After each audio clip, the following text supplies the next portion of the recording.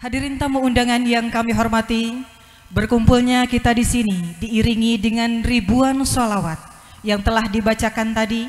Mudah-mudahan kita semua juga dapat berkumpul di tempat yang indah nanti, di bawah naungan syafaatul uzma, bendera Rasulullah Sallallahu Alaihi Wasallam.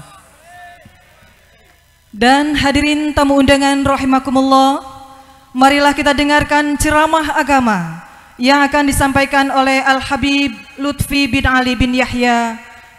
Kami silahkan.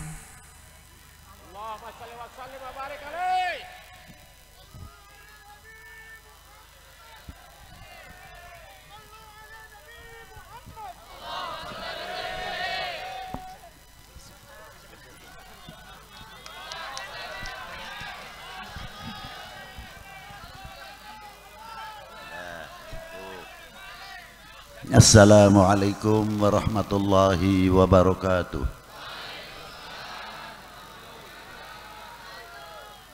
Alhamdulillahil awwalu bila ibtida wal akhiru bila intiha, jami' sifatil ulya wal izzati wal kibriya,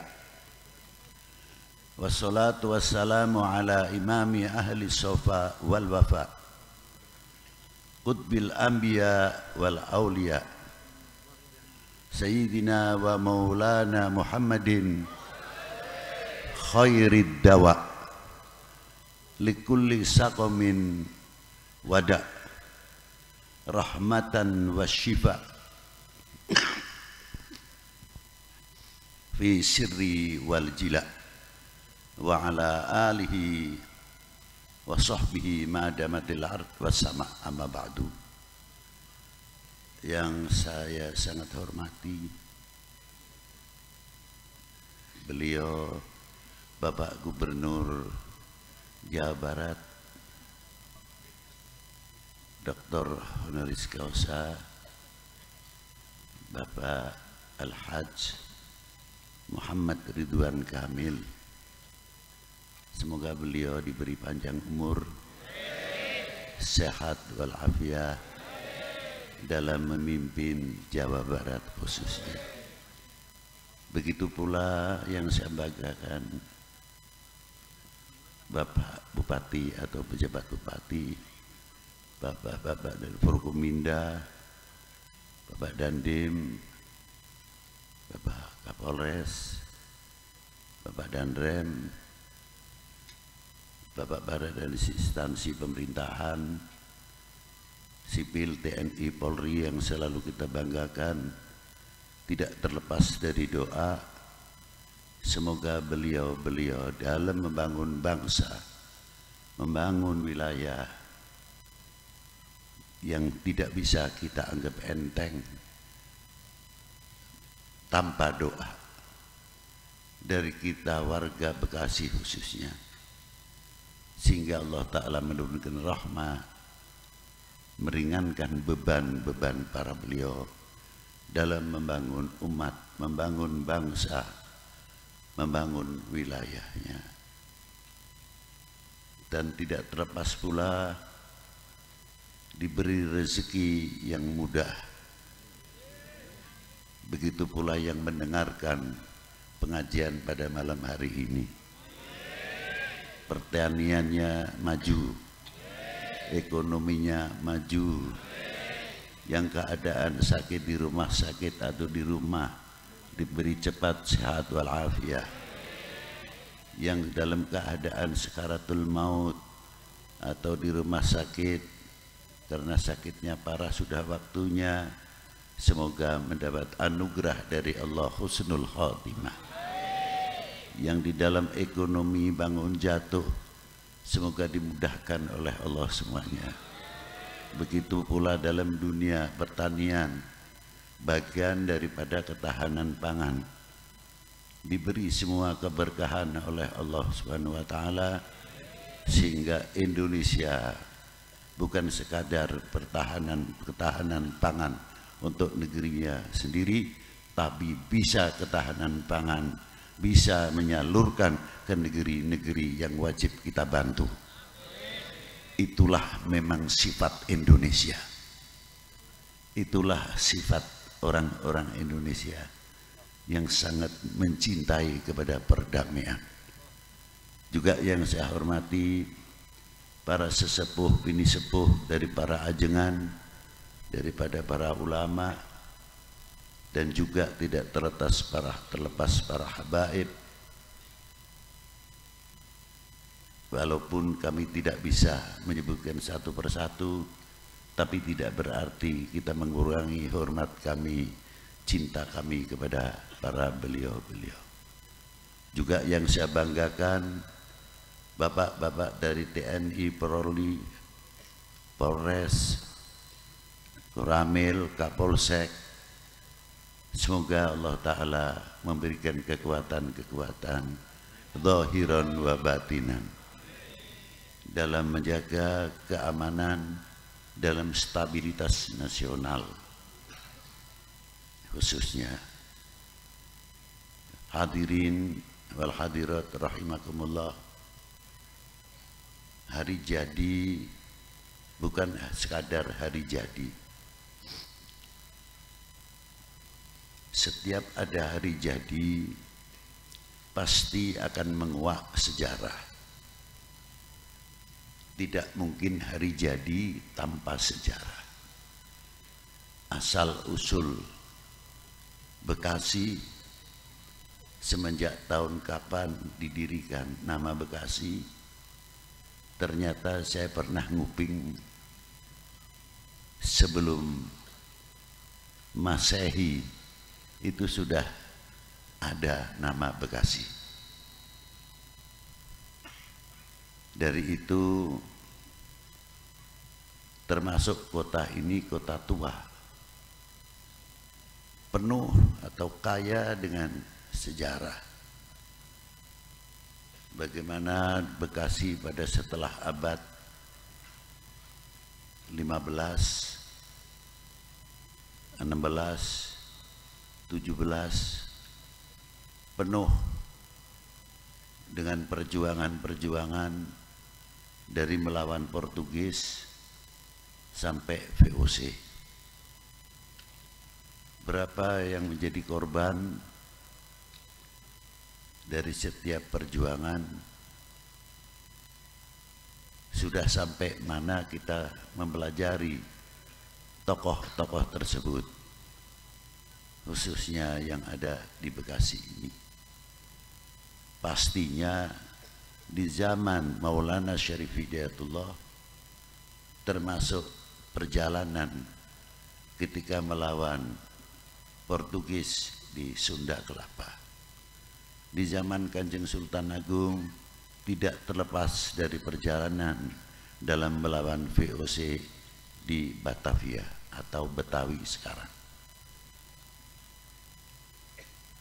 Menguak sejarah tidak semudah itu.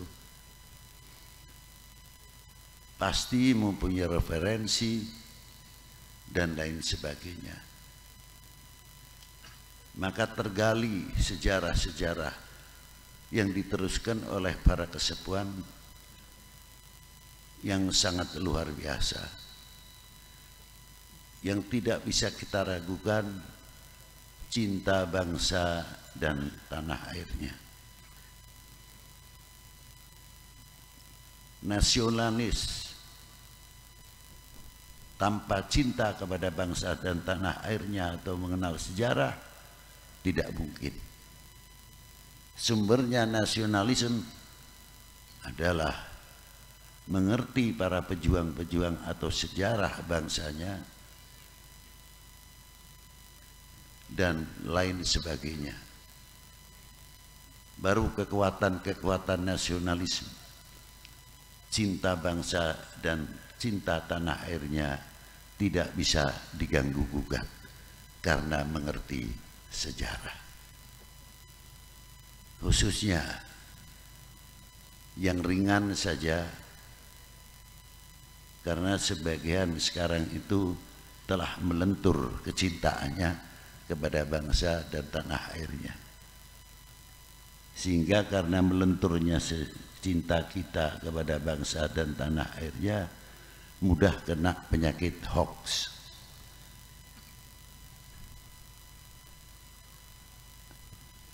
Karena apa? Kalau orang muhibbin atau cinta, Allah Ta'ala berfirman, Qul in kuntum tuhibbunallah. Kalimah kul di sini untuk baginda Nabi SAW. Semua yang kul ada di dalam Al-Quran untuk baginda Nabi SAW. Bukan kul itu ditujukan siapa pembawa acara atau ustadz atau kiai, tidak.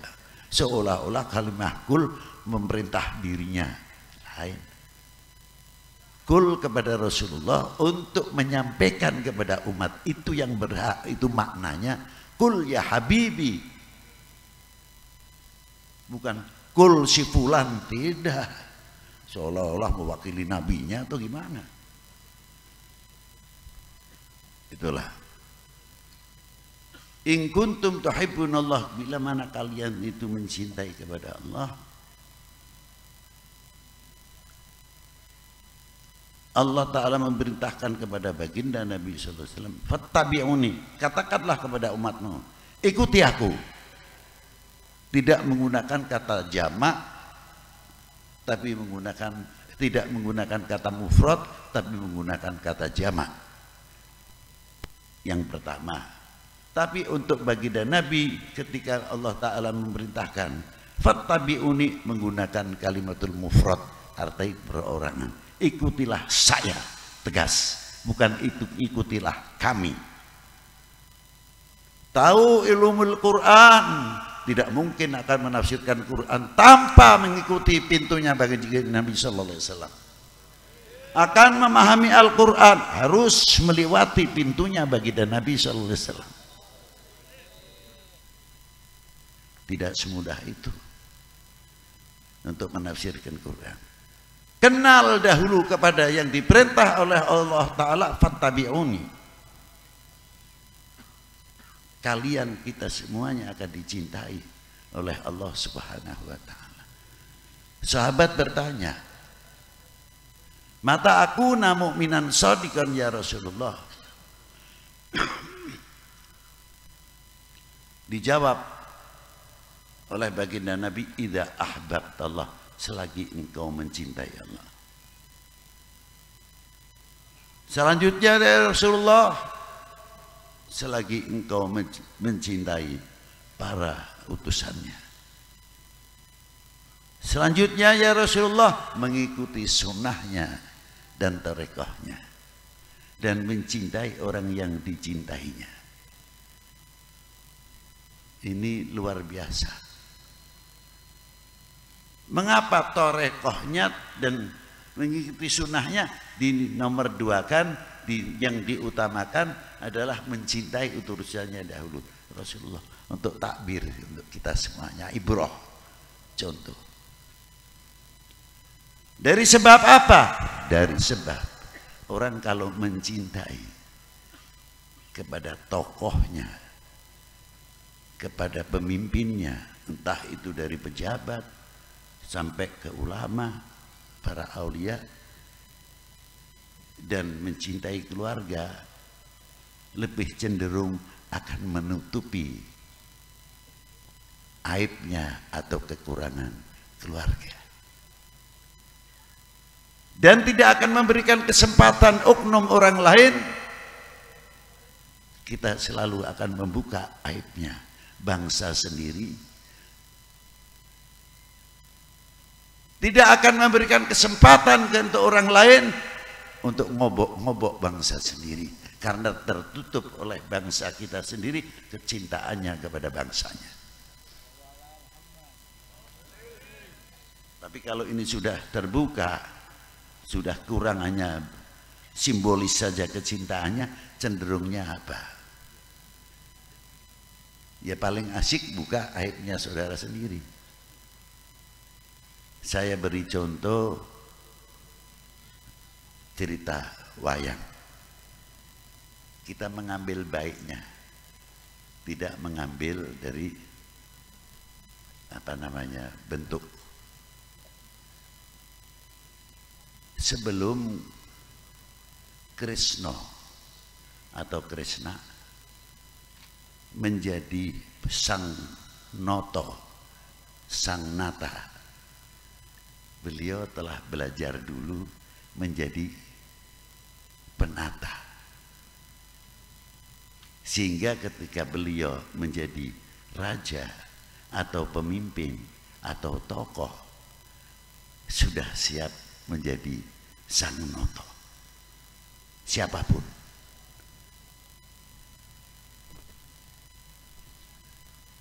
Itu diantaranya. Tapi harus menguasai 5 hal. Apa diantaranya pendidikan itu? Mandito.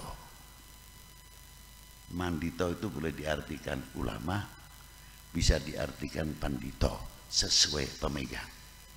Bagaimana agamanya. Mempunyai ilmu, kiainya itu punya.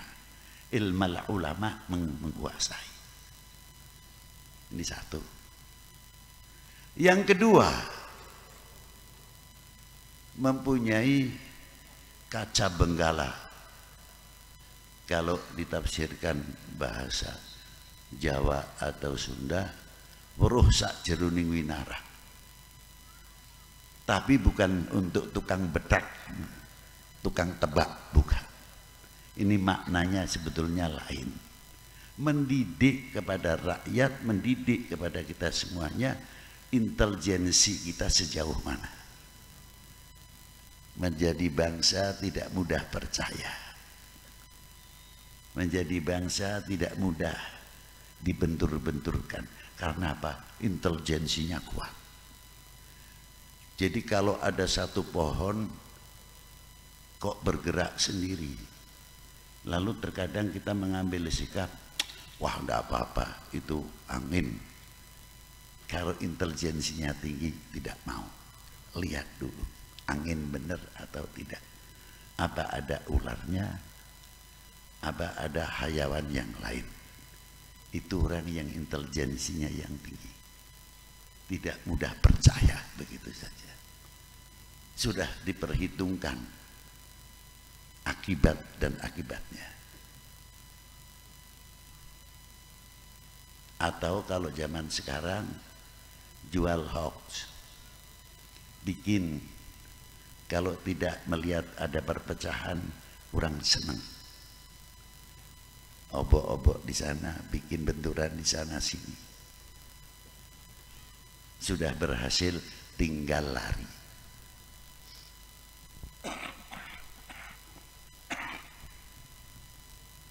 Tapi kalau orang yang mempunyai intelijensi yang tinggi, sangat waspada.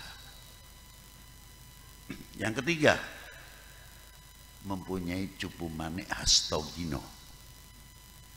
Ini kalau dalam dunia pewayangan bisa untuk menyimpan sebesar apapun, gunung pun ini cerita wayangan. Bisa disimpan. Sebetulnya maksudnya bukan itu.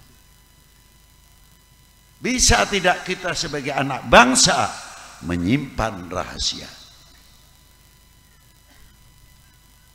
Jangan kita menjual keburukan, kejelekan bangsa sendiri sehingga menjadikan kesempatan oleh oknum-oknum yang akan memecah belah Indonesia. Wahai bangsaku yang kubanggakan, relakah tidak kalau Indonesia dipecah belah? Ya. Jawab yang keras. Ya. Terima kasih. Ini yang penting. Kalau kenal namanya cupu manik. Yang keempat, punya kembang Wijoyo Kusumo. Bukan untuk menghidupkan orang mati. Ini tanah yang gersang, gundul, bisa tumbuh. Ini gimana caranya? Orang yang kurang intelek menjadi orang intelek. Orang yang wawasannya sempit menjadi luas. Itu untuk menghidupkan itu. Bukan cerita kesaktian. Intisarinya di situ. Yang kelima, mempunyai senjata pamungkas. Kearifan, kebijaksanaan. Itu senjata pamungkas. Tulang punggung Amarta Bima. Beliau juga seorang Panglima Senopati, juga seorang yang agamis. Dia mampu melahirkan 3 hal. Padahal pada waktu itu kalau kita cerita wayang, mana mungkin umur Mahabharata itu 1000 tahun. Sudah lebih kok sudah bisa menceritakan, orang bisa terbang. Dan kalimahnya sudah menggunakan kalimah koco atau kaca, Gadot, kaca. Kita pahami sinarnya kaca itu ternyata ahli astronomi, ahli antariksa. Tahun-tahun itu dikembangkan oleh Wali Sembilan, sudah begitu hebatnya memberikan satu bekal yang luar biasa. Hingga muncul Gadot Koco, ahli antariksa, ahli IT, ahli dan lain sebagainya.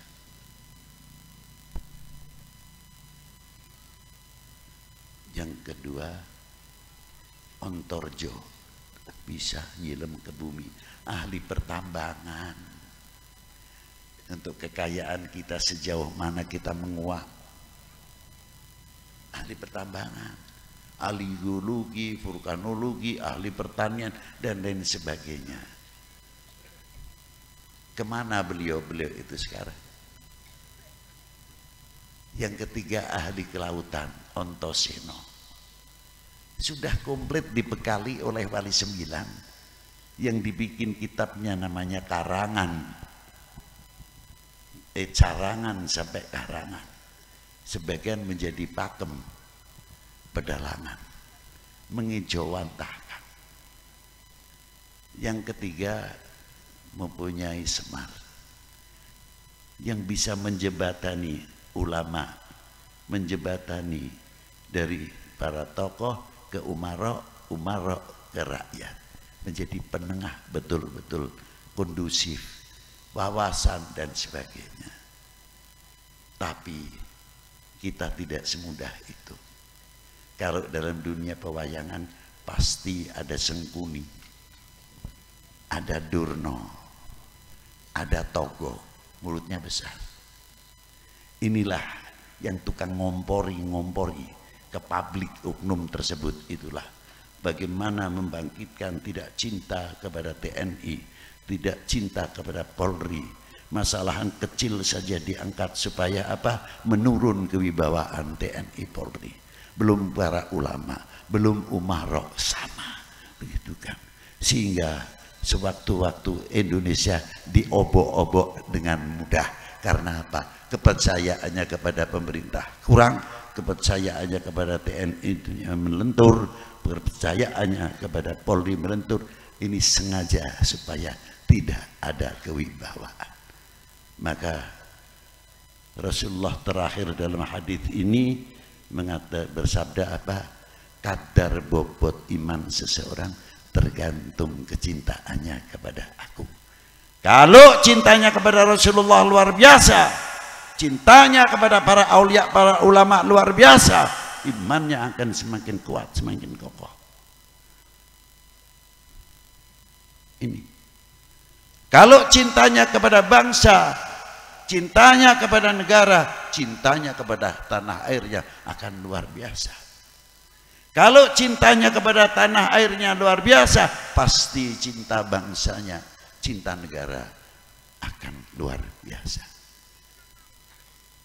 Tapi manusia-manusia oknum ini nanti bagaimana memikirkan bagaimana cara memecah umat beragama. Bagaimana caranya? Jauhkan umatnya kepada para tokohnya, khususnya dunia Islam, supaya nganggap baginda Nabi manusia biasa, tidak usah berlebihan. Umpama ini,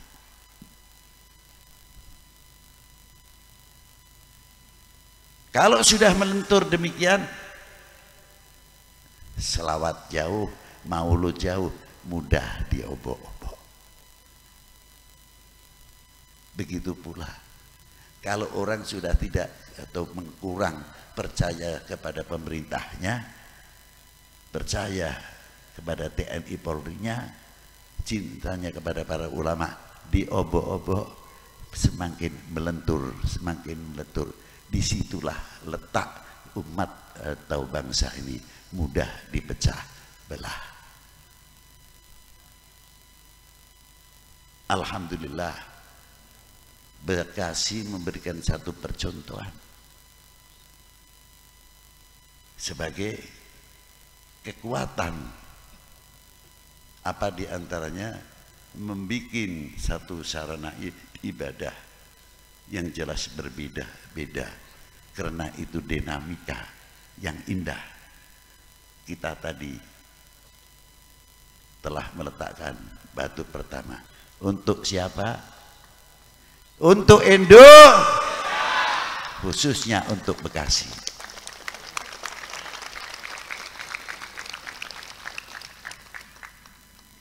Tanpa kita melihat mereka siapa, tapi kita melihat mereka, dia saudaraku Indo.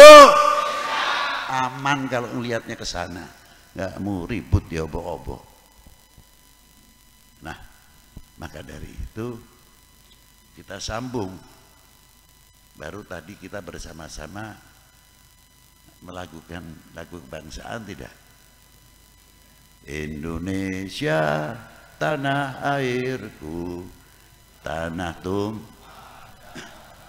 benar, benar. Tanah airku benar. Sejauh mana? Sejauh mana? Sejauh nyawa masih dikandung ada. Nah, ini mempunyai kandungan apa? Kok penting banget sih lagu Indonesia Raya? Ya penting. Kok gampang temen ngomong begitu.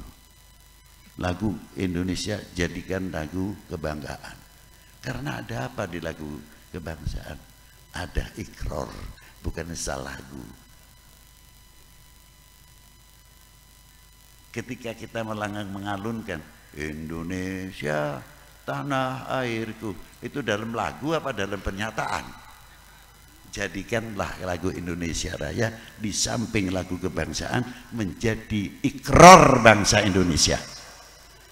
Tunjukkan kalau kita mengakui benar Indonesia tanah airku, tanah tumpah darahku. Silahkan mau bersekolah pesantren di luar negeri, pulang dari Eropa tidak akan melenturkan dirinya sekalipun makan pakai sendok garpu. Silakan di Timur Tengah bersurban berjubah, tapi tidak akan melenturkan keindonesianannya, karena kita sudah ikrar Indonesia tanah. Setuju? Merdeka tetap. Itulah diantaranya. Ayo kita jaga. Jangan pakai basa-basi lagi. Kembangkan Indonesia tanah airku, tanah tumpah darahku. Akan menimbulkan satu kecintaan yang luar biasa. Dan hebatnya, bangunlah jiwanya, bukan bangunlah badannya. Bangunlah jiwanya dengan apa? Al-iman. Dengan apa untuk ideologi negara? Dengan Pancasila yang di backup oleh kekuatan agama. Apa tidak luar biasa? Ringkas kelihatannya lagu Indonesia Raya, tapi maknanya sangat dalam. Bila mana kita melekat betul-betul kepada cintaannya kepada tanah airnya, pasti kita akan gandengan tangan. Untuk apa? Kekuatan pertahanan nasional. Itulah yang penting. Nah, perlu diketahui, para ulama, para pendahulu, pendiri bangsa ini sangat melekat sekali dengan Indonesia tanah airku yang bukan basa-basi. Dari perjuangannya melawan Portugis sampai VOC dan sebagainya. Ada satu cerita sedikit bagaimana sesepuh-sesepuh kita membangun bangsa ini. Duga di dia masih aya keneh atau henteu abdi mah henteu terang. Lamun bade ngajian bumi di memolona pasti aya tiwu, aya janur, lapa, mohon pare segalana. Nah, masih aya nuhun alhamdulillah. Itu filosofinya sangat tinggi dalam membangun cinta bangsa, cinta tanah air. Dan sengaja tidak terus pakai reng dulu ataupun usuk dipasang dulu, tidak. Nanti. Karena bendera penjajah di instansi pemerintah Hindia Belanda semuanya sudah tertanam bendera-bendera mereka. Bagaimana cara membangun merah putih pada waktu itu sehingga setiap rumah mempunyai merah putih? Itu perjuangan para beliau. Tapi kalau langsung pasang merah putih, dor oleh penjajah. Tapi pakai ini, ditutup pakai janur kuning langset gelis atau cantik, ditutup tiwu amis manis, kalapa, pare, dan lainnya. Yang saya tanyakan, sebelum pemasangan bendera ajibnya pakai apa, ritual dahulu? Ada yang pakai panggang ayam, ada yang pakai manakiban, ada yang pakai berjanjen, ada yang pakai maulud tiba dan sebagainya dipasang. Baru dipasang benderanya, dibarutkan. Bahkan ada sampai pakunya itu paku emas. Memberikan satu contoh pada waktu itu. Nah, mari kita perhatikan. Di dalam apa yang ada di dalam memolo tiang paling tengah, itu ada setengah bulan baru dipasang reng usuknya. Karena dulu reng usuk biasanya para sesepuh pendahulu hari awina dikeum heula 40 dinten aya di 3 bulan. Pantes kalau rengnya usukna kuat-kuat. Waktos eta.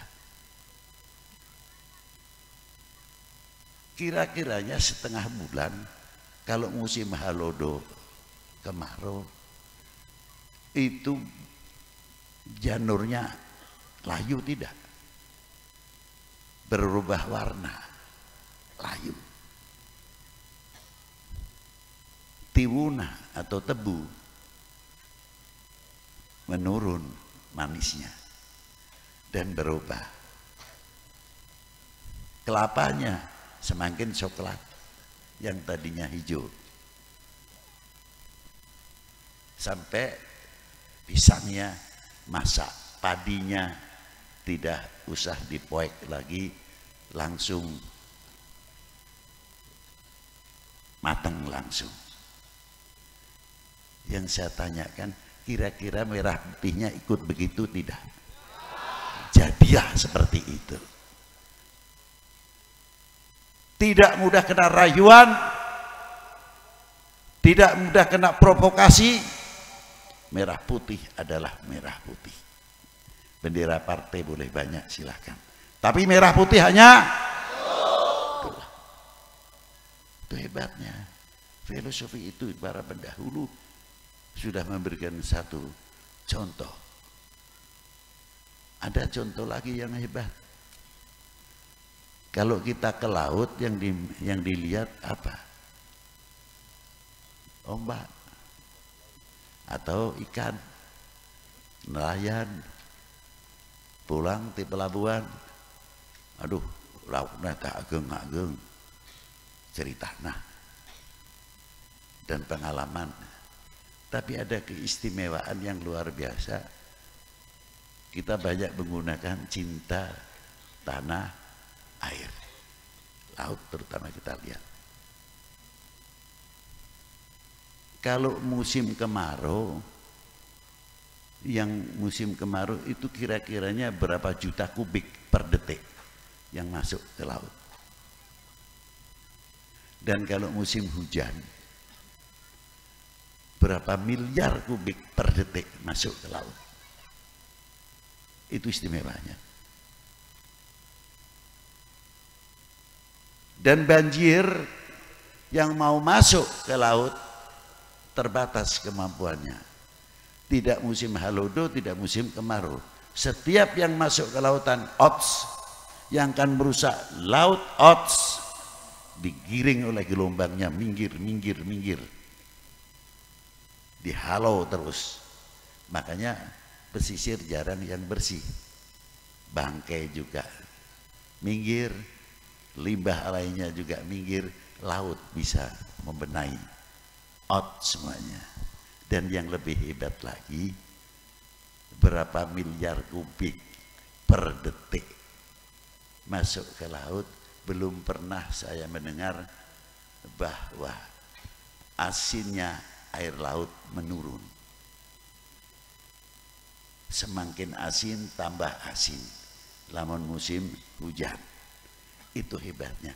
Berarti laut mempunyai jati diri. Laut mempunyai harga diri.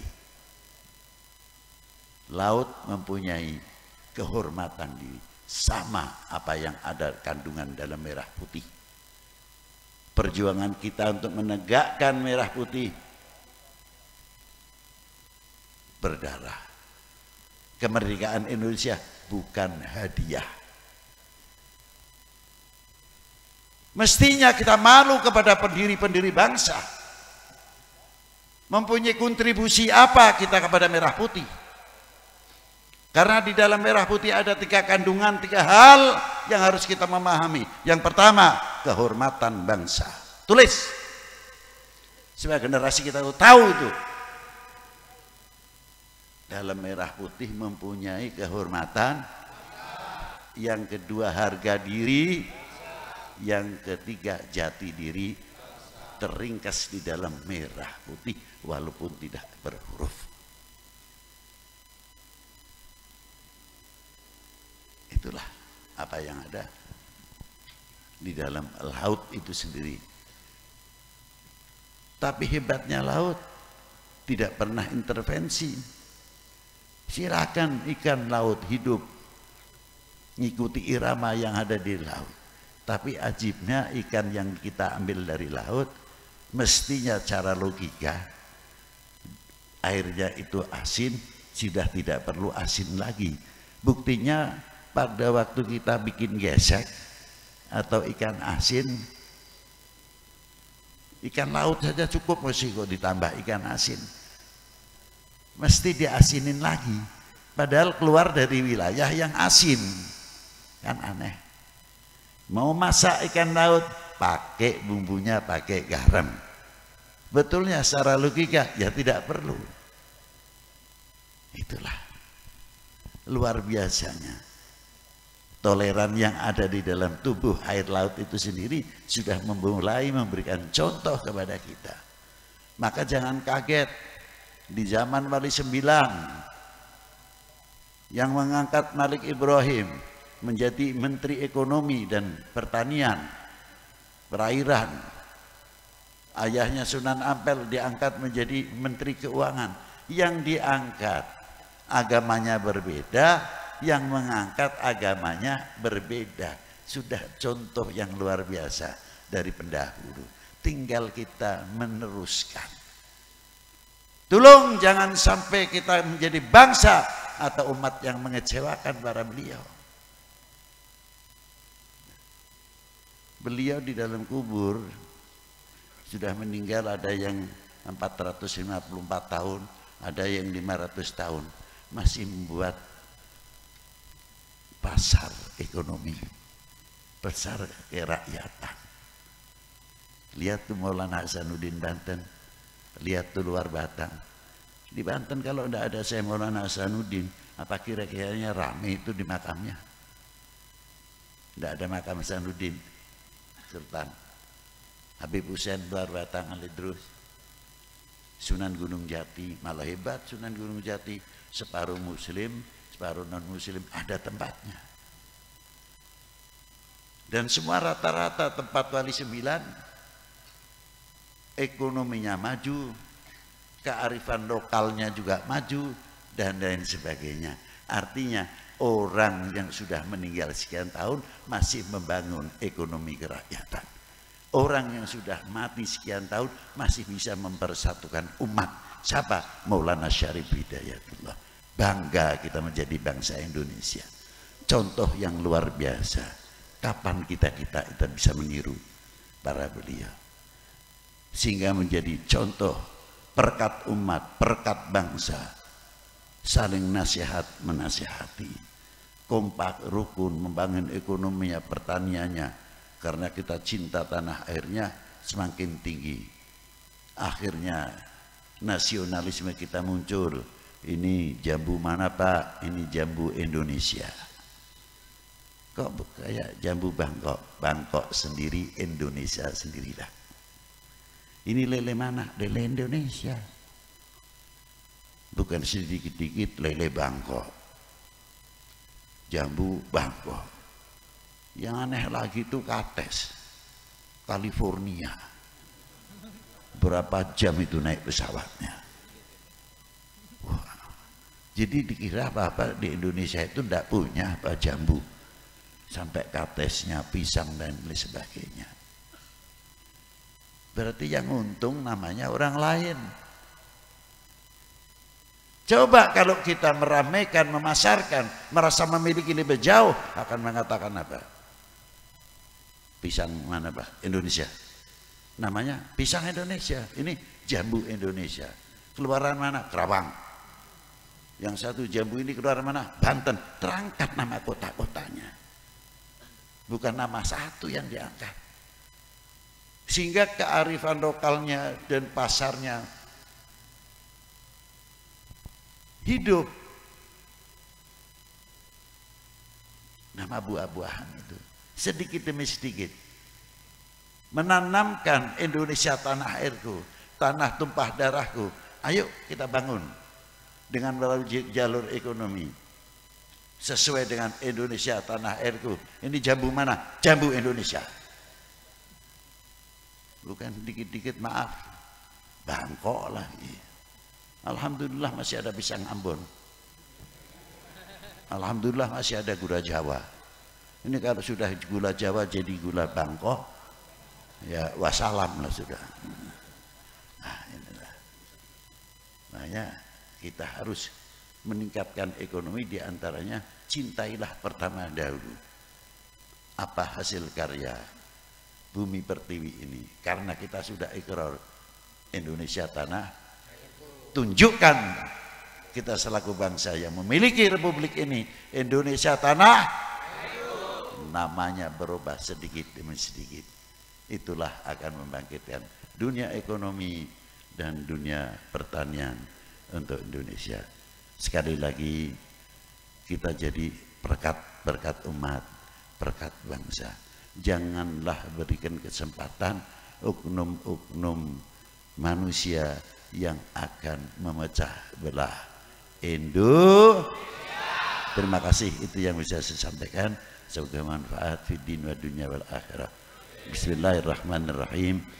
Allahumma salli wa sallim ala sayyidina Muhammadin salatan tunjina biha min jamil ahwali wal afat wa taqdi lana biha jamil hajat wa tutahhiruna biha min jamil sayyiat wa tarfa'una biha aqsal ghayat min jamil khairat fil hayati wa ba'dal mamat. Wa sallallahu alaihi wasallam Muhammadin wa alihi wa sahbihi wa baraka wasallam. Alhamdulillahi rabbil alamin. Assalamualaikum warahmatullahi wabarakatuh.